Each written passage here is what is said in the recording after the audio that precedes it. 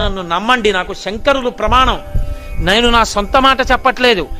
ఈ జన్మలోనే ఆఖరి ఊపిరిలో జ్ఞానం కలిగి పరమేశ్వరుని యందు ఐక్యమైపోతాడు, సందేహం లేదు. అంత గొప్ప స్తోత్రం ఈ ప్రపంచంలో వాంగ్మయం మొత్తం మీద ఉన్న ఒకే ఒక్క స్తోత్రం దక్షిణామూర్తి స్తోత్రం. ఇంకొకటి లేదు లేదు లేదు, తత్తుల్యము కాదు. అదొక్కటే అంత శక్తివంతం.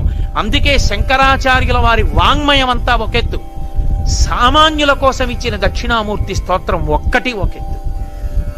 అంతేకాదు, దక్షిణామూర్తి స్తోత్ర వైభవం ఏమిటో తెలుసా? ఏల్నాటి శనిలో ఉన్నవాడు, శని వక్రించిన వాడు కూడా బెంగపెట్టుకోకల్లా. శని వక్రించడం అంటే శని ఆ రాశిలోంచి ఇంకో రాశిలోకి వెళ్ళి వెనక్కి వస్తూ ఉంటాడు. తులారాశిలోంచి కన్యారాశిలోకి వెళ్ళి కన్యారాశిలోంచి తులారాశిలోకి వస్తాడు. అలా వక్రిస్తే